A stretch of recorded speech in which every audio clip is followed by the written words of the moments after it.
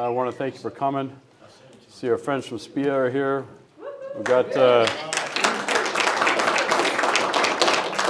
Teamsters 174 here. Thanks for coming.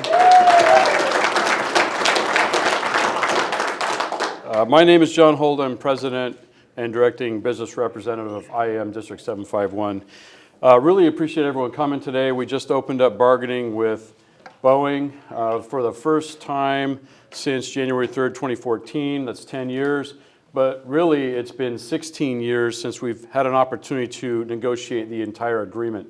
You know, that's literally half of someone's working career. So there's been a lot of preparation. Some of our proposal has been being built over the last 10 years.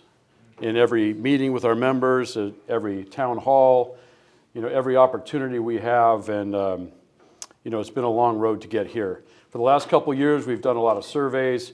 We've set priorities that our members say are important to them, and that's who sets our priorities in bargaining. So, you know, right at the top is not a surprise. Wages are right there. You know, wages for our members going forward are a big deal. We'll certainly be looking at retirement security with the loss of our defined benefit pension plan in 2014. That's a critical issue for our members, true retirement security. We'll also be looking at our health care plan and how we can reduce the cost to use the plan. It's important that we look at that. Time off. We have a different demographic of members in our shops today. Many young folks are coming in, changing who we are as a district, as a membership, and they want a better work-life balance. And I love it. So do we. And I'm glad that they're bringing that as a perspective.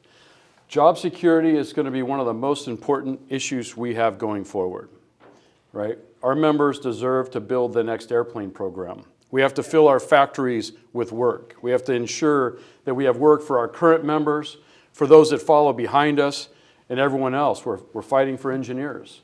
We're fighting for Teamster truck drivers.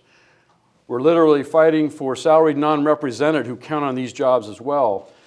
In fact, there's been thousands and thousands of jobs over generations that have been here because of the work done by the Boeing company and by all of us collectively. And so we'll be focusing on the next airplane programs. We need jobs for 50 years, not just 4 years. And that is something that has been a topic of every meeting with our members. They understand what it means. They watched the 787 program be moved and consolidated in another state. That impacted all of us. But the next airplane programs are what we're going to focus on. We're literally fighting for everyone. So I've talked to our members a lot about Boeing's vision. I've talked to the company about their vision. We want to be included in that vision. You know, we have earned that. We deserve that. All of us collectively as labor organizations that represent our workers, our members want to be part of the vision of the future. And we'll be fighting for that as well. There is a path to an agreement. I believe that we can, if we bargain in good faith on both sides, address the priorities our members have set out for us. I believe we can get there. We are going to push this company farther than they thought they would go, and we're going to get a successful agreement, and we hope to do that without a work stoppage. That is our goal, and we'll continue moving forward.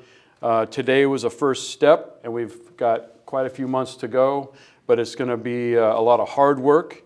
We have a lot of representatives on every bargaining committee, and I know they're ready and up for the task. So with that, I'll open it up for any questions you all have for me. Julie. Yeah, can you share any details around your proposal to management today? We had a fairly comprehensive proposal. However, there are some things that we intend to add as we move deeper into the process. I'm not going to get into specifics about how things are broken down, but you know, wages, for example, is a very broad issue. It's not just maximum pay. However, it certainly is that. It's going to be about starting pay for those that enter the workforce. It's about progression to maximum pay. It's about being able to receive promotions. A lot of our members, they take their own time to train and gather minimum requirements so they can be promoted into a higher job. And we need to do that seamlessly so they don't have to start their progression over. So there's a lot that goes into a wage proposal. Retirement security, we are proposing the defined benefit pension. We have an open mind about retirement security. Our members deserve that, deserve to be able to count on a retirement after a long career dedicated to the aerospace industry and dedicated to Boeing. So that's our starting position, and we're serious about it. You'd mentioned 40% heading into this as a starting point for wages. I mean, is that still a fair assessment? I know it's complicated. Yeah, we've proposed over 40% over the life of a 3-year agreement, and we will continue pushing towards that, absolutely. Go ahead. So I'm just glad to hear that you guys are really focusing on the healthcare, because throughout my career in Everett, I've worked hand in hand with machinists, and I know that your members take a big physical toll in, you know, getting the airplane out the door and getting them delivered. And the healthcare is just unacceptable for you, really. I mean, I've talked to your members, I've seen your plans compared to others, and it's just plainly unacceptable. So I'm glad that that's taking a priority with these talks. Thank you. It really is about the cost to use the plan. That's important. You know, the Boeing plan is a good plan, but when you have to use it, if you have family, if you have some health issues, or simply that we do have tough jobs. We have a lot of hard jobs. It's important that we're able to afford to use the healthcare plan and provide that for our families. It definitely is a priority of our members. Sir, Boeing is undergoing a very public overhaul of its safety and procedures and quality control. What role does your union play in this moving forward? We'll be proposing articles around safety and quality of the airplane. Any provisions or policies that go into the safety and quality of the airplane, we're proposing that we have a right to negotiate those. It's very important to us that we build a safe, quality airplane. Probably the first time ever that we'll be proposing some of these articles based on everything that's going on. Go ahead. Obviously, elephant in the room, the door plug issue. Do you have thoughts on that? Was an IAM member responsible for that? And is that part of your push for higher starting pay for newcomers in order to attract the best talent so that quality issues can be, you know, rectified before something happens? Well, we're pushing for higher pay because we need to get higher pay, irregardless of any other issue. We need to attract people to the aerospace industry. We need to retain them and keep people moving forward and want to be here. This is a big investment to train to do this work and commit to do this over a lifetime. So that's why we need to work on the pay. We are a named party in the Alaska Airlines Flight 1282 door plug accident. NTSB is controlling and the ones with authority to reveal anything there. I'm not going to get into that. I'll simply say that you know, we have to look at the processes that we use. We have to make sure that the integrity of the manufacturing system is always intact. Parallel systems should not be used when we have a system to track the functions that we perform on the floor that engage the entire process around drawings and that sort of thing. That's probably all I'm going to say on that issue. But do you agree with the assertions that there's been, you know, incoming employees with less experience, you know, overall in the last decade or so? Well, coming out of the pandemic, where we, you know, shut down the 737 line, and you know, airlines really dropped off the map. There was decreased demand. That led to voluntary layoffs in all bargaining units that now they're trying to rehire to, and we're hiring lots of new folks. So this is not a new issue. This is certainly something you deal with anytime you're in an upswing.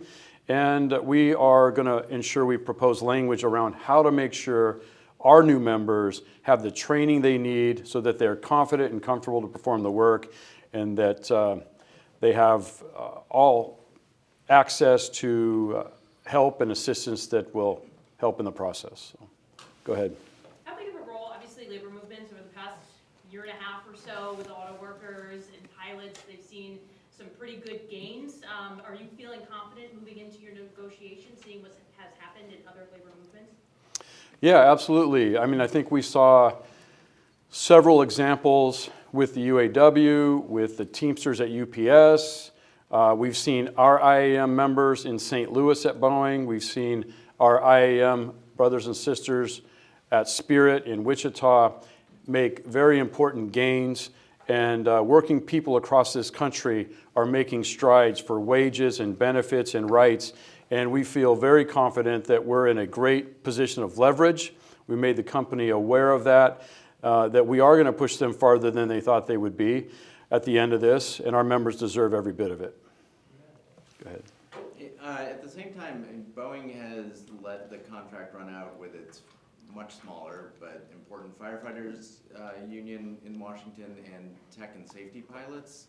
So, I mean, what are your expectations in terms of Boeing having being any different from how it is in the past in terms of an antagonistic, coming into negotiations with an antagonistic kind of attitude? Well, first off, we're in full support of those labor organizations, the firefighters and SPIA and their efforts around those two bargaining units, and I believe they'll get there. We're ready for anything, so I'm not concerned about what we face.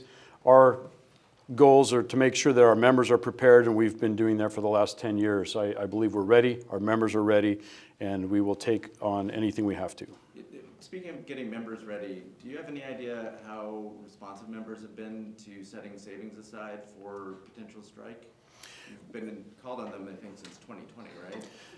Yeah, probably before then, we started talking to members about savings so that they could make decisions on principle as opposed to worrying about their financial ability to withstand a labor dispute.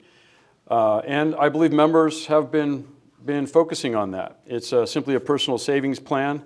Our members are proud of what they've done in the past to get through any sort of labor dispute. They'll find odd jobs, they'll do whatever it takes. Savings are a great way to do that, but whatever it is, we'll be ready. My understanding from this, granted I'm not an expert, is that you want the next plane, whatever it is, the 97 or anything, to be built here. Can you explain, why, other than the obvious that, Yeah, well, it is obvious, but I'll speak to it anyway because it gives me a great opportunity. So thanks. Look, when we look at the future of our work, the 737 MAX will be replaced. It will be replaced. I don't know when. I'm not here to make those announcements. That's for the Boeing company. But we need to build that single aisle here. And we have over 10,000 members that work on the 737 MAX. And when it gets replaced, we want to build that next offering. The single aisle airplane is the most profitable, most sold, most built, most delivered aircraft out there for both Boeing and Airbus.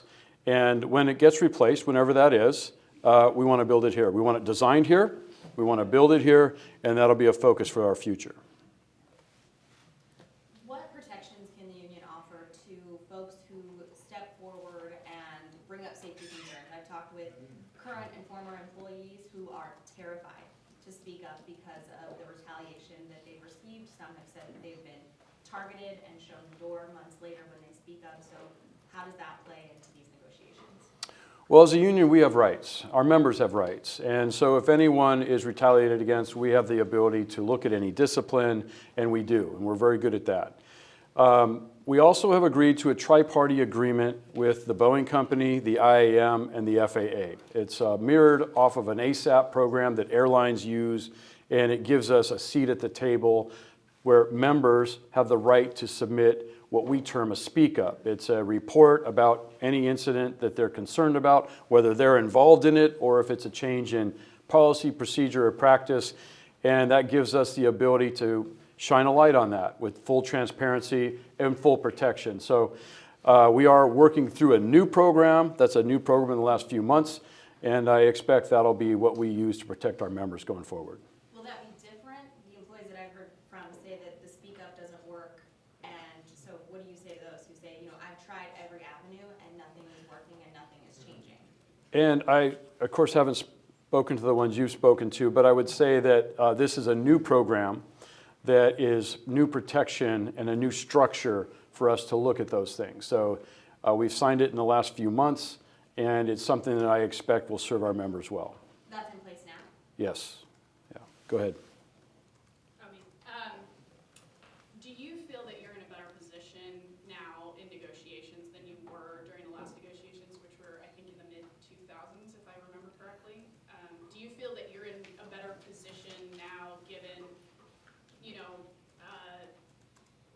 illustrative it's been your necessity to Boeing? I believe we're in a very powerful position now, and there's many things.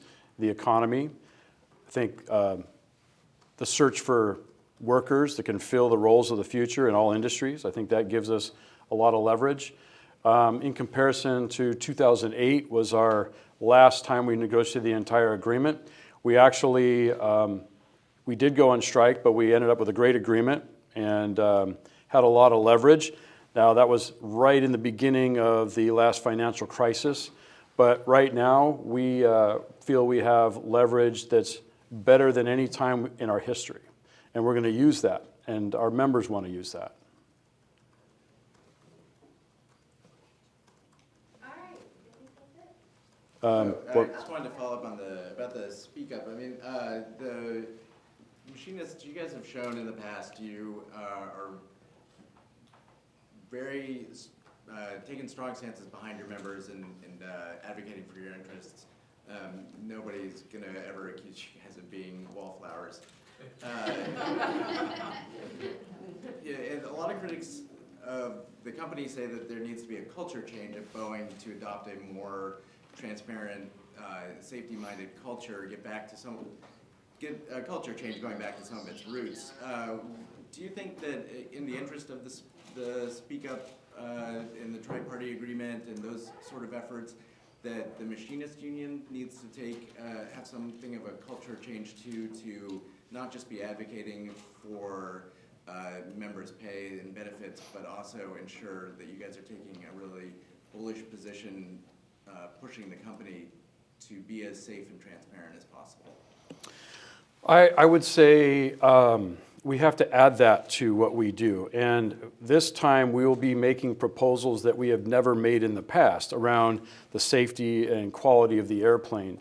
And I guess in decades past, maybe leaders didn't feel the need, but in the times we're in today, we certainly recognize that. We have to take a look in the mirror ourselves, but I will tell you, that's to protect this company from itself.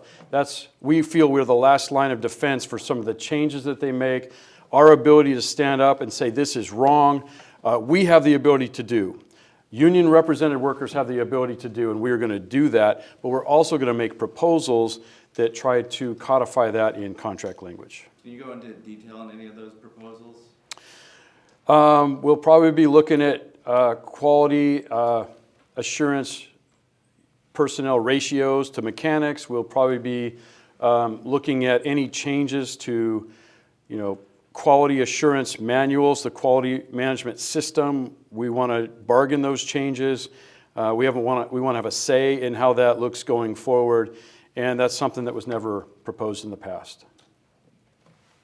In regards to culture and safety, what's your reaction to a good amount of Boeing employees saying they won't even board these planes that they're building? How do you share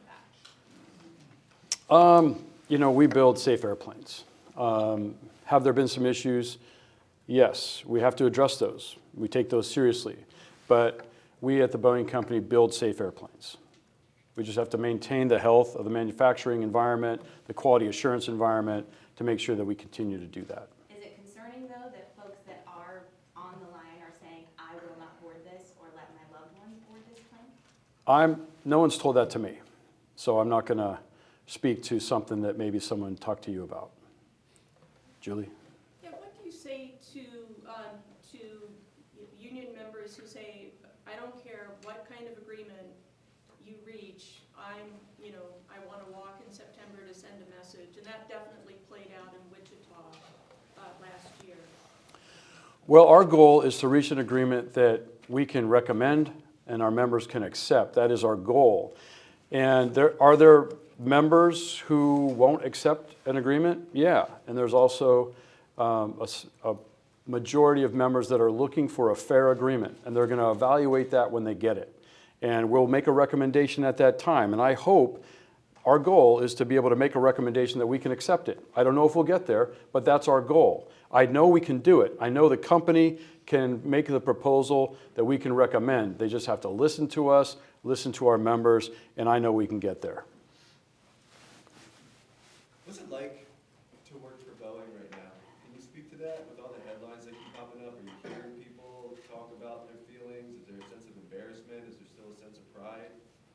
hearing from the, the rank and file, the people on the board? I think people are angry, and I think that we're going to have that be part of the leverage we have in negotiations. Again, I believe we have the most leverage we've ever had in years. And I know that people are proud of the work they do, the product they build, and feel that sometimes the rug is pulled out from under them. And we're going to try and solve some of those issues through bargaining, through this agreement, and get something that respects our members. There's been this shift that I can't speak to, but you have all these lawmakers saying in these headlines, Boeing CEOs putting profit over quality. Is that real? Can you guys speak to that? I mean, you guys have been here for so long. I mean, like. Yeah, I think you can go back to when we saw the merger with McDonnell Douglas. I think you see some of those principles that played out a couple decades ago playing out today. And that is something that bothers our members. I know I've talked to SPIA extensively about their experience, and it's something that we take into consideration as we move into bargaining. So, yeah. Folks like Scott Hamilton and John Nance, do they believe in this company? Do the people who work here still believe in it? Is it still possible to get back to that Boeing of? I think we believe in ourselves, and there is no Boeing company without us. And we have what it takes to build this company to the level it was, and that's what our focus will be going forward. Amen. Thank you, everyone.